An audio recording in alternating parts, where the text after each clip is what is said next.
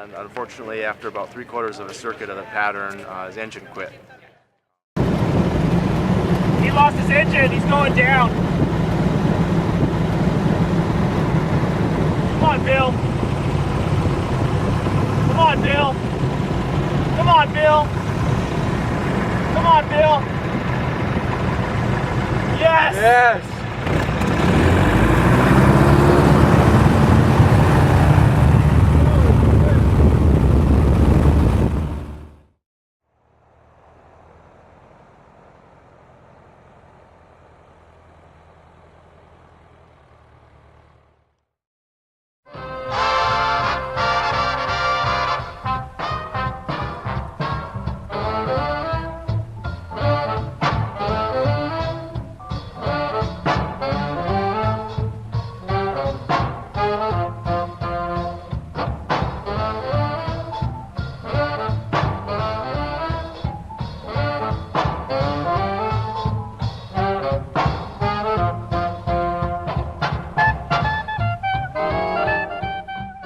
So what you're looking at is a 1912 Parker Curtis style pusher, and these were originally made, these types of planes were made by Curtis, and but Billy Parker, who was the aviation director of Phillips 66, wanted to do loops in this plane, so he made his frames out of metal instead of bamboo. And this last year, or last year's fly-in, which was the 6th fly-in, we introduced the airplane after restoring it. It wasn't quite finished, we still had some cabling to do. It was close, and then this year, our 7th fly-in, we'd already done a few test flights since July, and it was our 5th flight around the patch. So it's very exciting to see this particular plane fly. If it ain't full, it's blank. If you don't spend, you bank. If it ain't deep, it's blank. It's gotta be this or that.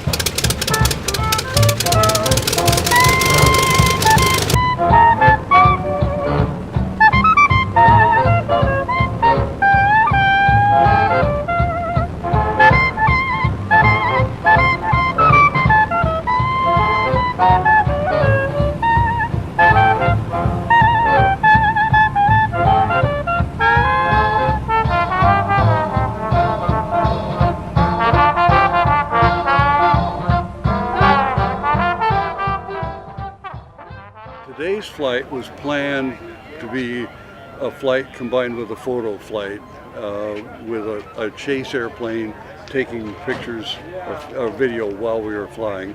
The plan was to fly around the pattern twice and then land the airplane. And so takeoff went as planned. Climbed to about 300-400 feet, made the first turn, flew over the museum, and then went over onto downwind for the runway 25, and went down, came back around, did a go around, again over the museum, and then I was over on downwind ready to land the airplane. And I just at the point on downwind where I was about to reduce power so I could start down and land, and the engine quit. So my first thought was, well, I need to find some place with no trees, and the obvious place is the airport.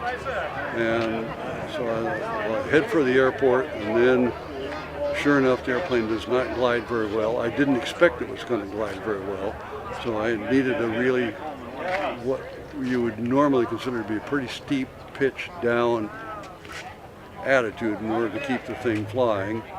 And then I just looking at where it was going to end up on the airport. You know, was I going to end up on top of the gliders? No, I could see I was going to go farther than that, and then I could see I could almost make the runway, but I'm not lined up with the runway.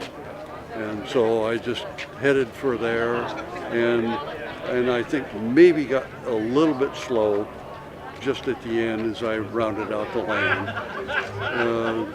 Almost got on the pavement and then immediately into the dirt, and the dirt was very rough, and it bounced badly and I think collapsed the wheel and stopped before I made it from the dirt to the taxiway.